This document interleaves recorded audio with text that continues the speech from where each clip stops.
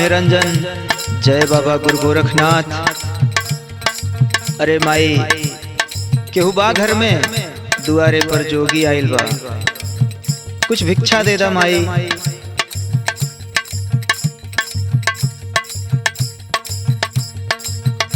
आलाखा जगावे जोगी तोहारी दुआरिया, यार तोहारी दुआरिया हो।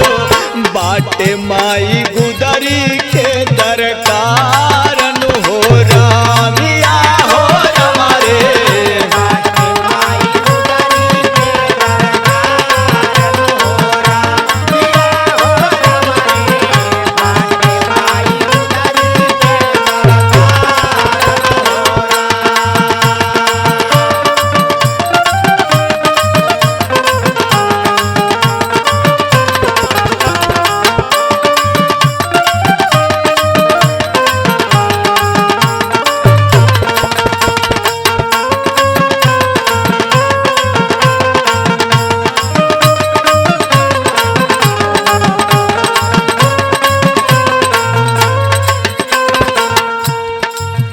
बाबा ला भिक्षा लेला। अरे माई ये भिक्षा हमके न चाहिए, जोगी आदमी है माई, एके गुदरी दे दे माई। अब गुदरी ना हो तो के फटही लुगरिए दे दे, बस वह लेके चल जाए माई। ठंडी के महीना बा, वह गुदरी से कथरी गुदरी जवन कुछ बनी बना ले माई। बस हमार जिंदगी सवार दे माई, बस एके गुदरी दे दे। सुन एक कट्ठे गुदरिया चाहे फटा हिलुगरिया, यार फटा हिलुगरिया हो। दे मोर जिंदगी दे सवारन हो रामिया हो रमारे।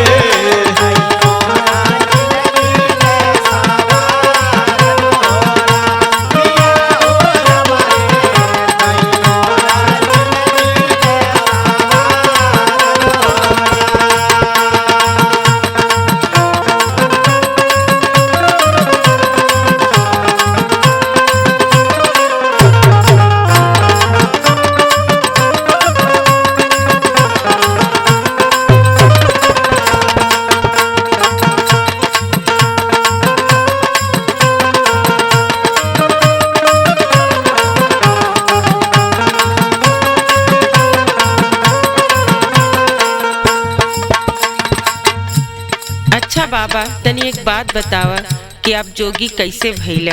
अरे माई मत पूछ के हम जोगी कैसे भइली, बहुत दर्दनाक कहानी बा माई। बस के गुदरिया दे दे हम चल जाए, मत पूछ। करेजा फाट जाला माई, वो कहानी वो सोच के, वो दिन सोच के। उ दर्दनाक कहानी बाबा तनी हमहू के बता द। न मन भी माई थे, चल सुन ले। बाबा कसैया मेरा दैया मारे माई के, अरे मारे मोर माई के हो। देखत नाही बने अत्याचार नु हो रामिया हो रमारे।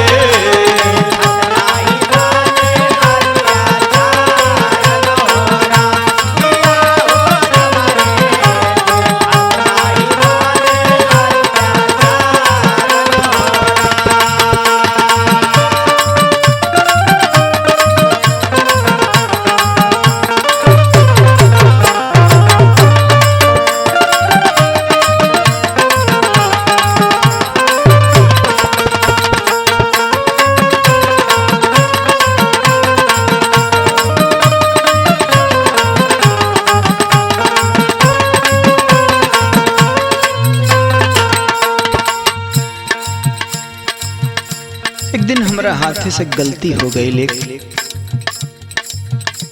वह माई के झगड़ा में हम अपना बाप के धक्का दे देनी, और हमार बाप घरे में रखल हंसिया के ऊपर गिर गई ने, और उनका जान चल गई। भाई वो गलती से हमरे हाथे से हमरे बाप के हत्या हो गई माई। सुन ले, एक दिन गलती भाईल हाथावा से हमारे हो, हाथावा से हमारे हो, बन गईली बाबू के हत्यारन हो राम किया हो राम रे।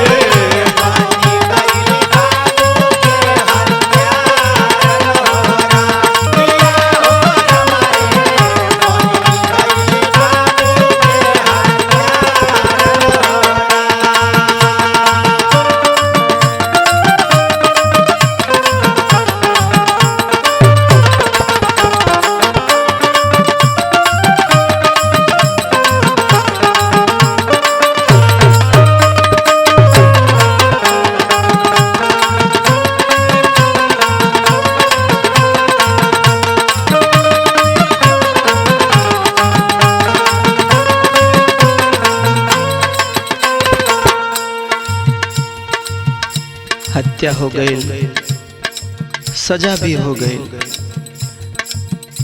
जेल भी चल गई नी माई। जेल गई नी, 12 बरिस के सजा भइल, 12 बरिस के सजा काट के बहरे आई माई। अब बहरे आईनी तब पूरा गांव हमरा के बाप के हत्यारा कहत रहे माई।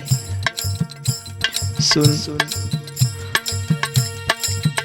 जेलिया से आईली साजा काटी के बहारावा की, काटी के बहारावा हो, सब दिहल गौआ से निकारन हो राम किया हो राम रे।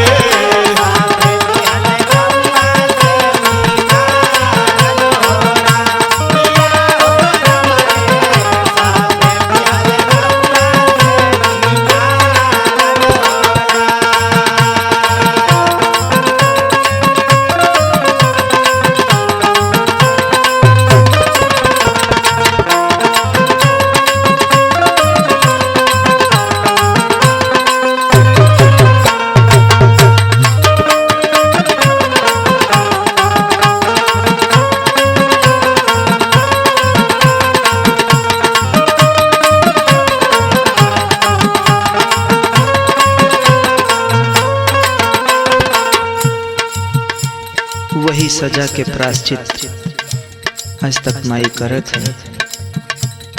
है जोगी बन के भिक्षा मांगत है माई कि वो सजा, वो हत्या के पाप जौन हमारा माथे पर लागल बा, जौन गलती से भइल रहे, वो पाप धुल जाए माई। तब से संदीपा बानी गईल न जोगिया, यार बानी गईल जोगिया हो, भटके गौवा